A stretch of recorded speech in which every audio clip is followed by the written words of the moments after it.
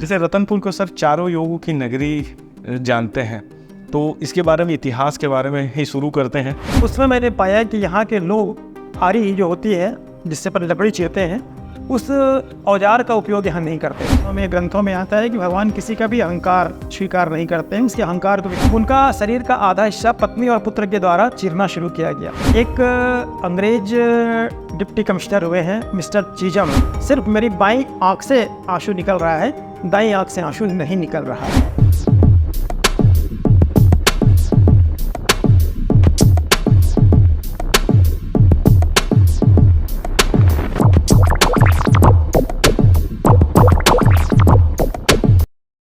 जैसे रतनपुर को सर चारों योगों की नगरी जानते हैं, तो इसके बारे में इतिहास के बारे में ही शुरू करते हैं।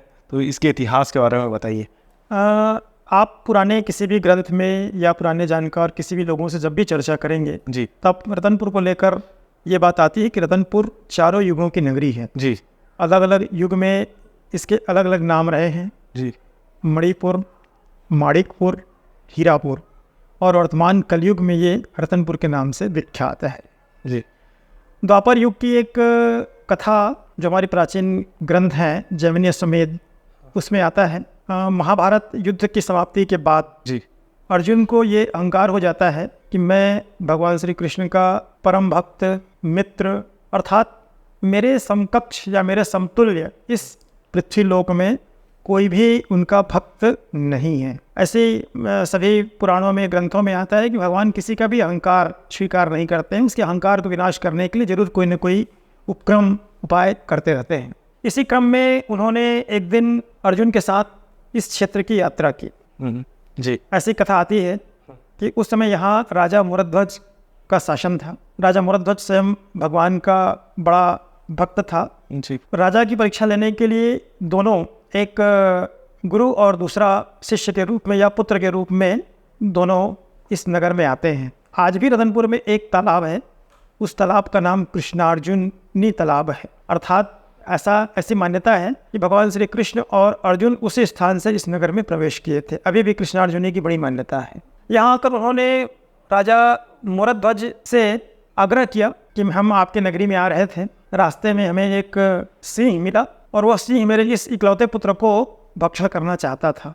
मैंने उससे बहुत अनुनय किया, विनय किया, तो इस शर्त पे मुझे आप तक मिलने का अवसर दिया है कि मैं आपके शरीर का मांस आधा हिस्सा ला करके उसको दे दूंगा, तब वो मुझे जाने देगा, अन्यथा वह रास्ते में मेरी प्रतीक्षा करते हुए बैठा है। अर्जुन शिष्य के रूप में था या पुत्र के रूप में था। राजा सहर्ष एक क्षण गंवाए बिना भी तैयार हो गया। सत्यनारायण की कथा में भी ये बात आती है कि कक्रई छित्वा दत्वा, अपने शरीर का आधा हिस्सा देने के लिए उन्होंने सहर्ष तैयार हो गया। एक अंग्रेज डिप्टी कमिश्नर हुए हैं मिस्टर चीजम, उन्होंने अपनी जो जर्नी डायरी होती है, यात्रा संस्मरण, जी, उसमें भी इस बात को उन्होंने उल्लेख किया है कि जिसमें मैंने रतनपुर क्षेत्र का, रतनपुर राज्य का दौरा किया, उसमें मैंने पाया कि यहाँ के लोग आरी जो होती है जिससे पर लकड़ी चीरते हैं, उस औजार का उपयोग यहाँ नहीं करते थे। जितनी लकड़ी को चीरने के लिए, काटने के लिए बसला है या कुल्हाड़ी है या अन्य अस्त्रों का उपयोग करते थे, औजारों का उपयोग करते थे,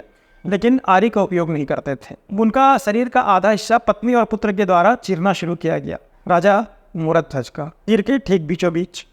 जैसे दान की प्रक्रिया शुरू हुई, चीरने की प्रक्रिया शुरू हुई, राजा के बाएं आंख से आंसू गिरने लगा, जो कि परीक्षा थी। भगवान कृष्ण जो एक ब्राह्मण के रूप में थे, उन्होंने राजा से कहा कि राजन रुक जाइए, हमें दुखी मन से दिया हुआ दान स्वीकार नहीं है। अगर आपको दान करने से किसी प्रकार का दुख हो रहा है, क्लेश हो रहा है, तो हमें दान ग्रहण नहीं करेंगे। दान तो प्रसन्नता के साथ दिया जाता है। राजा बड़ी धैर्यता के साथ भगवान श्री कृष्ण के प्रश्न का जवाब देता है कि ब्राह्मण, आप बड़े ध्यान से मेरे मुख की ओर देखिए। आप अगर देखेंगे तो आपको जो आंसू दिख रहे हैं, सिर्फ मेरी बाईं आंख से आंसू निकल रहा है, दाईं आंख से आंसू नहीं निकल रहा है। अर्जुन को बड़ा अचंभा हुआ कि ऐसा भी संभव है कि एक आंख रो और दूसरा आंख से आंसू ना निकले। प्रश्न किए कि ऐसा क्यों हो रहा है। राजा ने कहा कि मेरे शरीर का दायां हिस्सा जिसको आप ग्रहण करने वाले हैं दान रूप में, वो तो परोपकार में काम आ गया, लेकिन बायां हिस्सा जो आधा बच जाएगा वो व्यर्थ चला जाएगा।